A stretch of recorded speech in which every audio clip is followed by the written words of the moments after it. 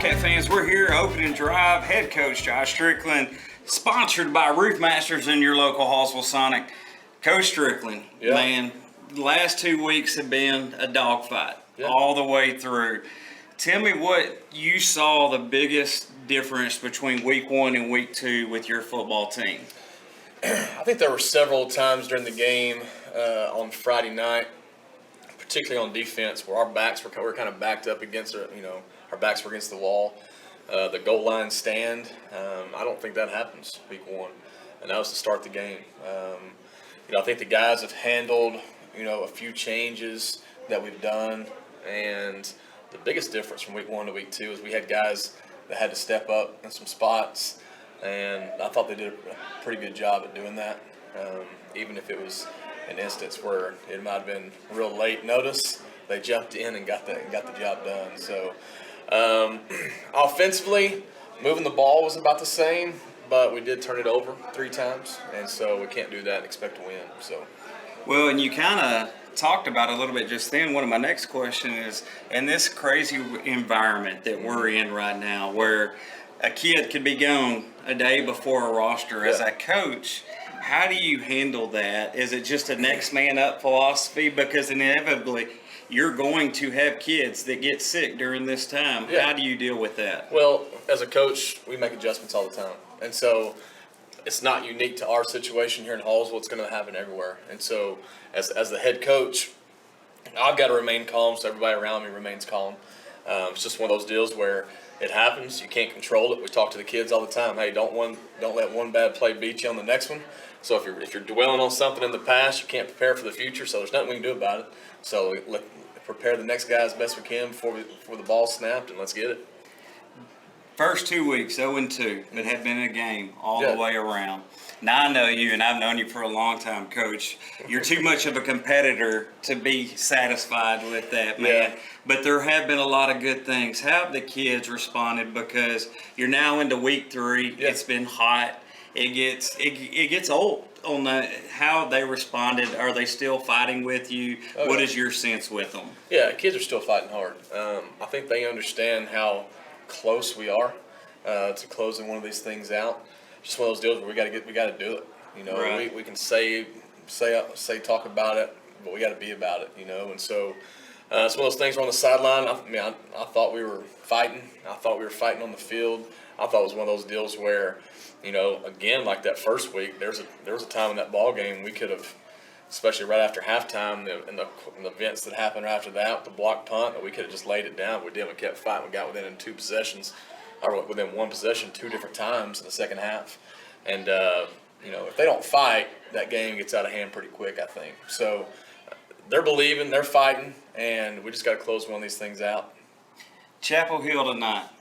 What can the fans at home listening, watching, expect to see against this game against Chapel Hill?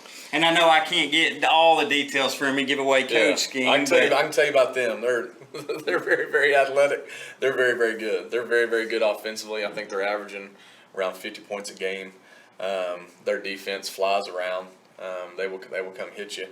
And so you're going to see a really, really good ball team on the other side, but you're also going to see a really, really, really good ball club on our sideline too, who's ready for the game.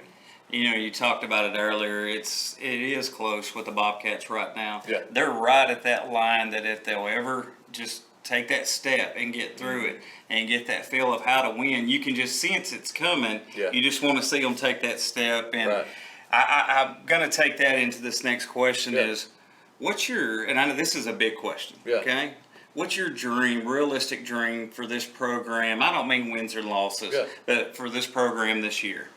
I want to continue to get better every single week. And I want the guys in our program to buy into that notion that, sometimes patience is key, knowing it's coming. But if you sit there and you go into a game and you haven't focused on the finer details of it, then it's not going to happen. It's the preparation throughout the week that pays off on Fridays. And we just got to keep doing that. We got to keep having our 3 and 4 good days of prep every single week. And for this program overall, if these guys will keep doing that, this program will be right where we want at the end. And I want these guys to leave here, these seniors to leave here better men because they were a part of something like this. There's no doubt there's some adversity. There will continue to be adversity this year, but life's all about how you overcome and how you respond to that. So that's what I'm looking for this year. Well, Coach, a lot of people at home, we've talked about you being from Hallsville. Yeah. But a lot of people don't understand how hectic has it been, even though you're from here, moving back here, finding places to live. Has your family got a chance to settle down yet? No. No. Now, I will say that first month and a half, it was pretty crazy going back and forth. We are here now, so it has slowed down. Yes, it has. We look at houses. We're going to look at houses. We haven't found one yet. And the main reason is our plan is to be here for a long time. Yes, sir. And so I want Mama to be happy in what we find because we know it's going to be a place we're going to be in for a while. So, well, give me your key players last week against Kilgore, offensively, defensively, just a couple of names for the fans at home listening, so that way when they're listening on the Chapel Hill game, they can kind of look forward to. Yeah, I think, we had him on earlier, but, Jace Mosley's a key to running our offense. Kind of how our offense operates is everything goes from me through him through the offense.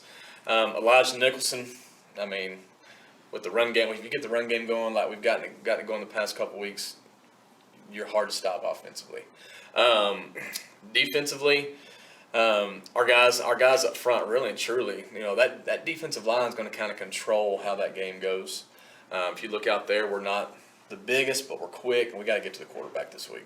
And without a doubt, any game you watch, fresh or not, that line controls it all. Yeah. Hey, Coach Strickland, thank you for joining us here on the opening drive.